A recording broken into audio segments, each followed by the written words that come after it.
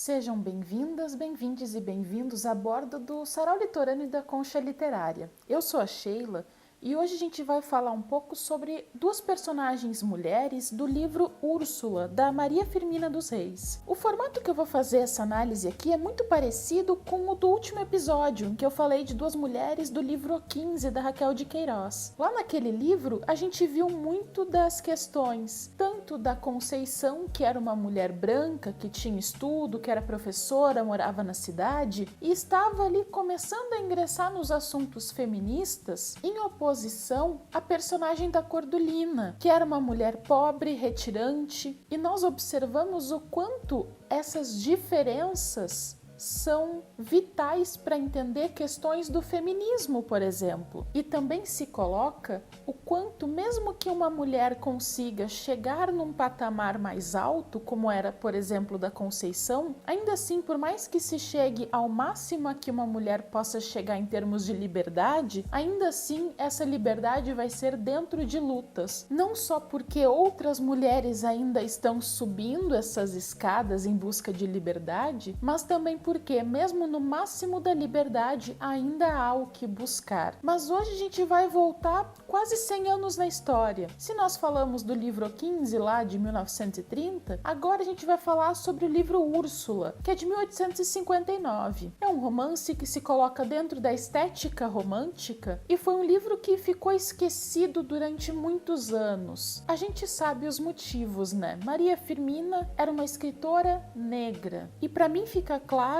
que essa exclusão dela e de tantos outros e outras que ficaram fora dos grandes nomes da academia ocorre justamente porque são pessoas não brancas, e o que também acaba acontecendo muitas vezes com mulheres brancas. O fato de não ser um homem branco escrevendo é que torna esse livro considerado menor. E mesmo hoje, em muitas análises que eu tenho visto sobre ele, eu percebo que se trata quase como uma necessidade de cumprir uma cota, porque ainda seguem sendo muito mais exaltados autores homens brancos, enquanto autores mulheres ou autores negros e negras, autores não brancos de modo geral, ou que estão fora desse binômio homem-branco, todos esses são colocados como, olha só, não eram só homens brancos escrevendo, também teve esse daqui que escreveu um livrinho, como se fosse realmente só para dizer que aquela pessoa também escreveu. E muitas vezes nem se faz uma análise profunda do que escreveu ou da própria pessoa. E na maioria dos casos acabam sendo textos até mais interessantes do que os textos que a gente está acostumado a ler. Como em Úrsula, que para mim é um dos melhores romances românticos. Ele consegue abarcar tudo que um romance romântico precisa ter para ser considerado dentro dessa estética e ainda tem desdobramentos que outros autores não fizeram e que tornam esse romance não só um romance ficcional, mas também um relato de realidade que torna muito mais próximo da realidade propriamente dita do que o que os outros autores escreveram. Porque, por exemplo, quando José de Alencar quer fundar uma unidade nacional exaltando o seu primeiro habitante indígena como um ser acima dos outros seres para dar aquele caráter heróico para ele, ele está criando uma fantasia para esse indígena que não existe. Ou ainda quando ele quer exaltar o ser regional para colocar esse regional dentro de uma grande nacionalidade, ele cria, por exemplo, o gaúcho, que é um ser que não existe. Ele dá características míticas para esse ser que não são possíveis na realidade. Então, ao invés de trazer essa pessoa para dentro do Brasil, ele acaba ridicularizando mesmo quem é o gaúcho. E isso acontece para todos os outros romances regionais. Já aqui em Úrsula, nós temos também o que poderia ser um romance regional, já que fica bem claro onde ele se passa, o que acontece ali, mas ele também tem a construção do ser brasileiro dentro de uma realidade, porque nós não temos apenas os brancos protagonistas, mas nós também temos personagens negros de muita importância. Então, neste romance, nós vamos ter não apenas as características românticas, como a gente se acostumou a ver nos romances que a gente costuma ler ou que a gente costuma estudar, mas nós temos um aprofundamento de algumas dessas características, além de relatos importantes que incluem a autora dentro do livro. E a gente vai começar falando sobre a Úrsula, a nossa protagonista. Ela é realmente aquela protagonista romântica, ela é jovem, ainda é virgem, espera um grande amor. Apesar de viver uma vida muito difícil em que ela cuida da mãe, porque o pai dela foi morto muitos anos atrás. Ela e a mãe têm uma pequena fazenda, pelo que parece, elas têm alguns bens, a casa é delas, elas têm alguns escravos, mas elas vivem de uma maneira mais prosaica, o que já dá algumas características de sofrimento para Úrsula, apesar que elas vão se tornar ainda maiores no decorrer da história. E a Úrsula nos é apresentada mesmo no seguinte trecho. A lua ia já alta na azulada abóbada, prateando o cume das árvores e a superfície da terra. E apesar disso, Úrsula, a mimosa filha de Luísa B., a flor daquelas solidões, não adormecera um instante. É que agora esse anjo de sublime doçura repartia com seu hóspede os diuturnos cuidados que dava à sua mãe enferma. E assim, duplicadas as suas ocupações, sentia fugir-lhe esta noite o sono. Bela como o primeiro raio de esperança, transpunha ela essa hora mágica da noite o lumiar da porta, em cuja câmara debatia-se, entre dores e violenta febre, o pobre enfermo. Ela era tão caridosa, tão bela, e tanta compaixão lhe inspirava o sofrimento alheio, que lágrimas de tristeza e de sincero pesar se lhe escaparam dos olhos, negros, formosos e melancólicos. Úrsula, com a timidez da corça, vinha desempenhar à cabeceira desse leito de dores os cuidados que exigia o penoso estado do desconhecido. E é assim que nós conhecemos Úrsula. E no decorrer do livro ela vai apresentando muitas outras características que também vão colocar ela dentro do que seria o ideal romântico da protagonista, como por exemplo quando ela se apaixona pelo mocinho, neste trecho. Pobre menina, toda entregue a uma preocupação, cuja causa não podia conhecer ainda, engolfava-se de dia para dia em mais profunda tristeza, que lhe tingia de sedutora palidez as frescas rosas de suas faces aveludadas. Pouco e pouco desbotava-se-lhe o carmim dos lábios, e os olhos perdiam seus vívidos reflexos, sem que nem ela própria desse fé dessa transformação. Alguém havia, porém, que reparava nessa mudança, que o coração já lhe havia denunciado, fazendo-lhe vibrar nas suas cordas todos os simpáticos eflúvios que emanavam do peito cândido e descuidoso da Virgem. Esse alguém amava a palidez de Úrsula, esse alguém adorava-lhe a suave melancolia e o doce langor de seus negros olhos. Mas ela nem sequer descobrira tal, não sabendo explicar na sua inocência o que sentia. Aqui não só a Úrsula já está apaixonada pelo mocinho, como ele também já está apaixonado por ela. E aqui é interessante pensar que normalmente a gente teria ou um jovem também muito despreparado, também sem conhecer nada da vida, que se apaixona a primeira vez, ou em alguns outros casos a gente tem um homem que já conheceu alguma coisa da vida, que já teve alguma desilusão, mas que não tinha sido seu amor verdadeiro, porque seria apenas um único amor verdadeiro na sua vida. Inclusive, nós somos criados até hoje imaginando que esse tipo de coisa seja assim. Ou então é alguém que vive de uma forma errada e que é consertado pelo amor e pela mulher amada, e isso também é outra coisa que ainda muita gente acredita. Mas aqui nós temos um mocinho um pouco diferente, porque ele já amou profundamente, verdadeiramente na sua vida e vai amar de novo. E isso é algo da vida. As pessoas se apaixonam, pode acontecer alguma coisa entre elas ou algo externo que acabe de alguma forma com esse amor e a pessoa pode se apaixonar de novo, porque as pessoas vão vivendo e vão mudando e as coisas vão acontecendo. Aqui nós temos no nosso mocinho do livro um homem que se apaixonou, que teve a sua noiva prometida a ele, mas que Por decorrências da vida, ela acabou se casando com o pai dele. E isso destruiu o coração do mocinho. Talvez ele não deixe nunca de amar a primeira mulher. Talvez ele não deixe nunca de amar esse primeiro amor. Mas é óbvio que se modificou. Até porque ele já sabe que não vai ter esse amor para ele. E ele conhece um novo amor em Úrsula. É claro que tudo isso acontece dentro dos parâmetros de um romance romântico. Não estamos falando de algo tão moderno que poderia acontecer agora, pelo menos não da forma como está no livro. Mas me parece claro que é uma forma muito mais próxima da realidade das pessoas, ao menos das pessoas naquele período, do que todos os outros livros românticos, que mostravam mulheres extremamente frágeis como mulheres não são, ou homens que podem ser modificados pelo amor. E aqui eu não estou dizendo que uma pessoa não possa mudar seus pensamentos depois que conhece outra, mas esse estigma de que uma mulher pode salvar um homem fica claro na maioria dos romances desse período e acaba sendo uma educação para as meninas da época, mostrando que, haja o que houver, quando elas se casarem, elas têm a obrigação de fazer o marido mudar, de fazer o marido melhorar,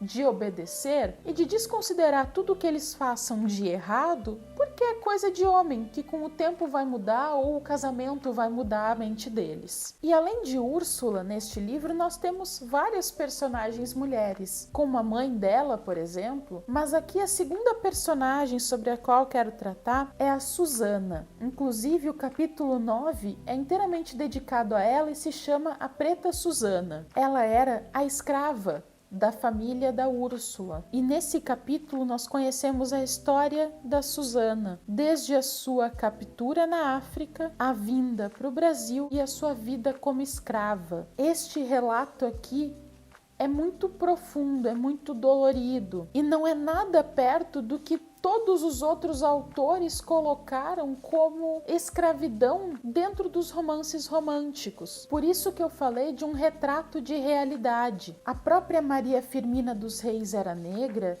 e a sua mãe tinha sido escrava. Então essa personagem Susana provavelmente seja uma construção da Maria Firmina, lembrando da mãe e talvez de muitas outras pessoas que ela conheceu nessa mesma situação de escravidão. E é por isso que a gente fala tanto até hoje de representatividade e parece que as pessoas não entendem o lado mais profundo disso. Imaginem que esse romance, com mais de 150 anos de existência, ele está tratando de escravidão enquanto a escravidão ainda existia. Nós temos aqui um relato que vem de dentro do momento em que o objeto relatado existe. Maria Firmina era conhecida abolicionista.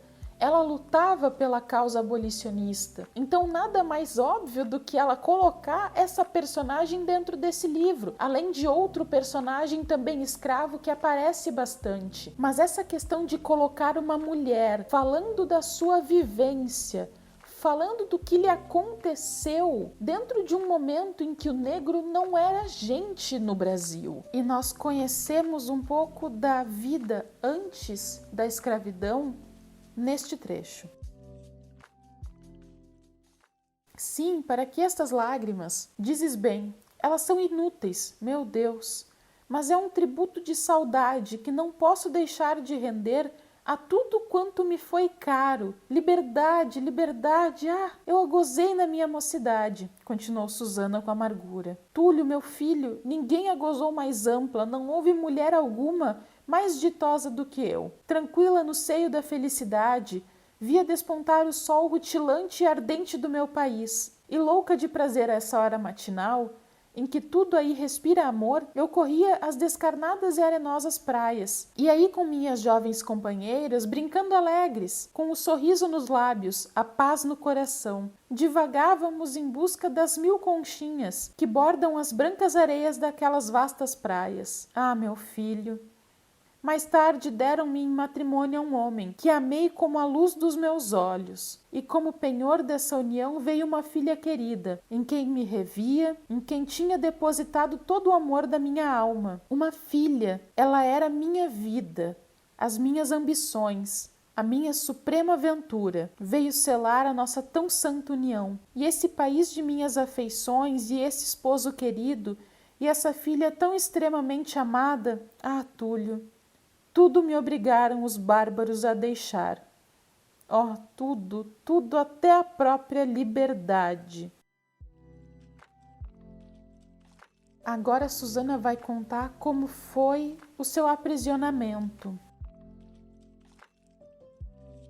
Tinha chegado o tempo da colheita, e o milho, e o inhame, e o amendoim eram em abundância nas nossas roças. Era um destes dias em que a natureza parece entregar-se toda a brandos folgares.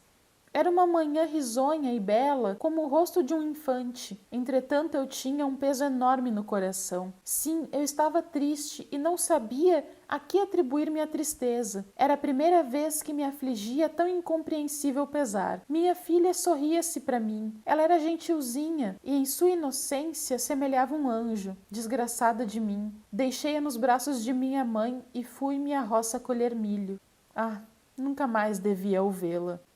Meteram-me a mim e a mais 300 companheiros de infortúnio e de cativeiro no estreito e infecto porão de um navio. 30 dias de cruéis tormentos e de falta absoluta de tudo quanto é mais necessário à vida. Passamos nessa sepultura até que abordamos as praias brasileiras. Para caber a mercadoria humana no porão, fomos amarrados em pé, e para que não houvesse receio e revolta, acorrentados como os animais ferozes das nossas matas, que se levam para recreio dos potentados da Europa. Davam-nos a água imunda, podre e dada com mesquinhez. A comida má e ainda mais porca. Vimos morrer ao nosso lado muitos companheiros à falta de ar, de alimento e de água. É horrível lembrar que criaturas humanas tratem a seus semelhantes assim e que não lhes dou a consciência de levá-los à sepultura asfixiados e famintos. Muitos não deixavam chegar esse último extremo. Davam-se à morte. Nos 2 últimos dias não houve mais alimento. Os mais sofridos entraram a vozear.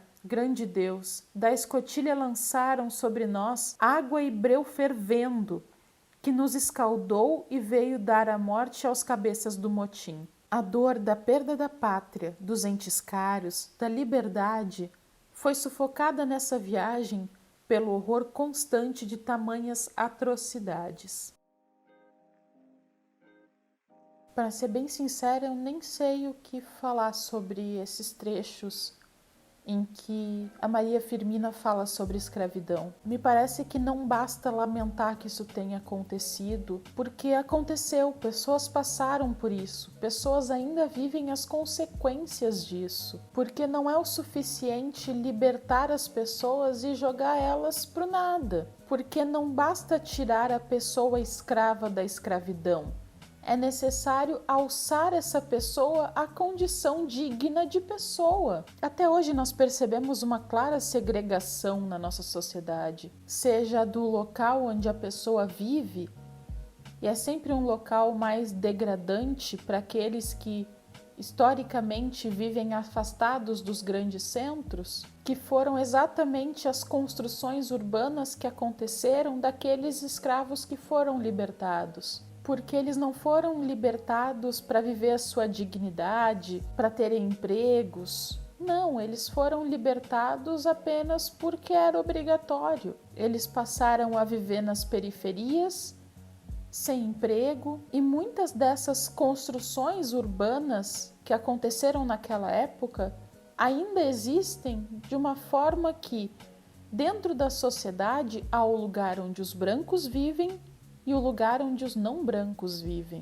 E o lugar dos brancos é sempre muito melhor. Sempre tem infraestrutura, tem boas ruas, tem acesso, tem luz, tem água, tem internet. Enquanto nos outros lugares, as pessoas precisam lutar diariamente pelo básico.